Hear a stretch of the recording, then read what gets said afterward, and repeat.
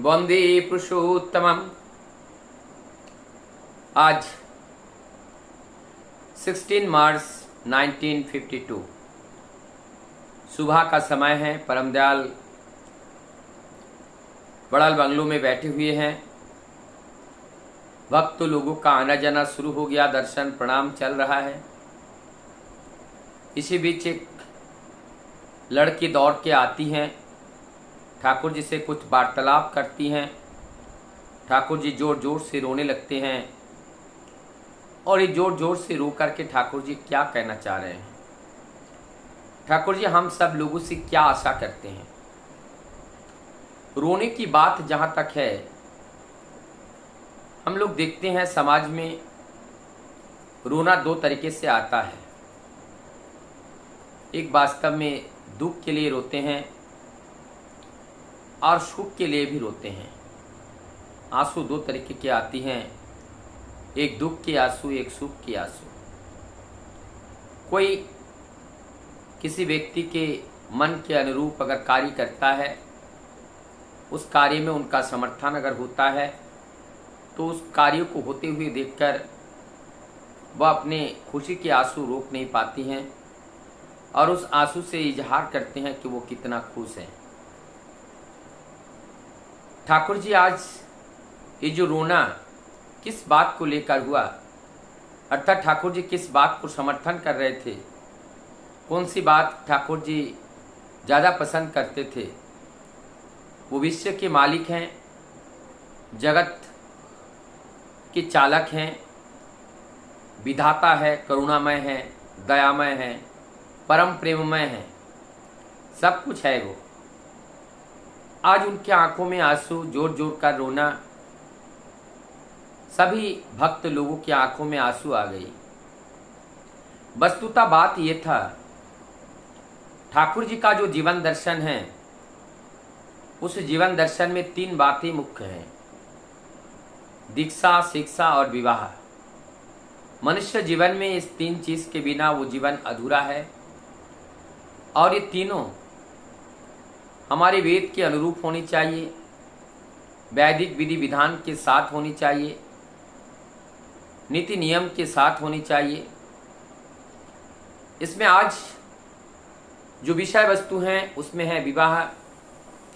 सभी लोग जानते हैं परमदयाल विवाह के बारे में बड़े जागरूक थे और उनके विवाह दर्शन का उद्देश्य है समाज को एक नया आयाम देना, सुंदर समाज का गठन करना, सुसंतान का इस पृथ्वी पर लाना।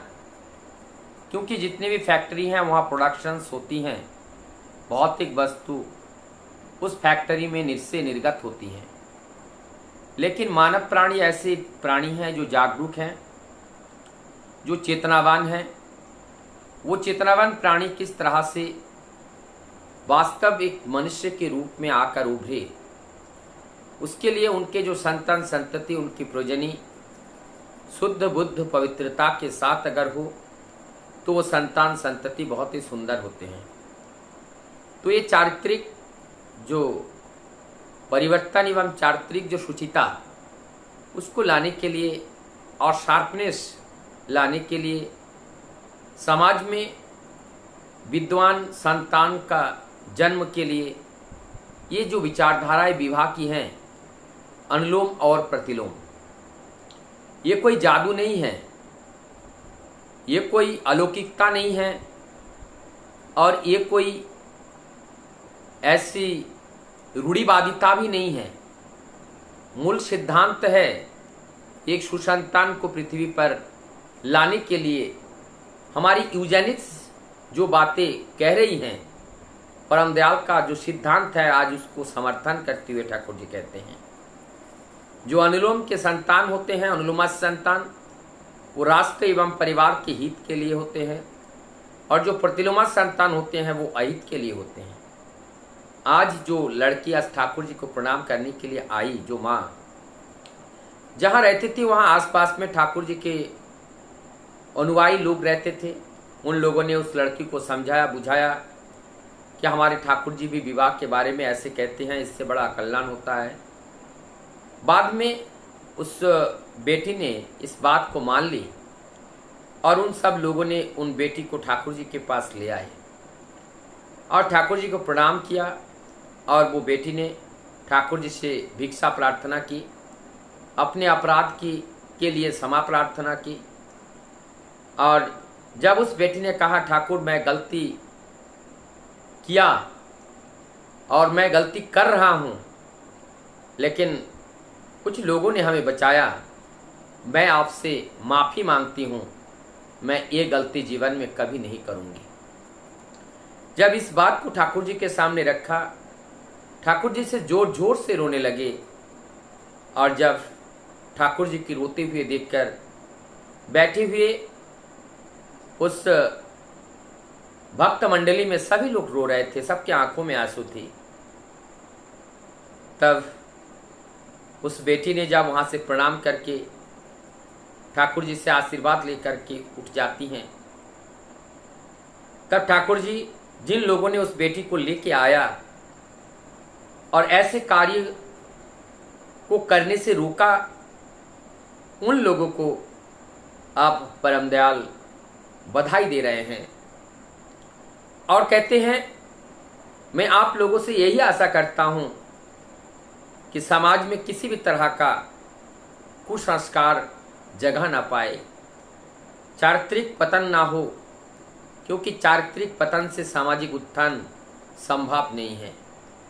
जितने ही भौतिक विकास हम कर ले, लेकिन अगर चारित्रिक विकास अगर नहीं होती हैं, सुसंतान अगर पृथ्वी पर नहीं आती हैं, तो ये सब कुछ बेकार है।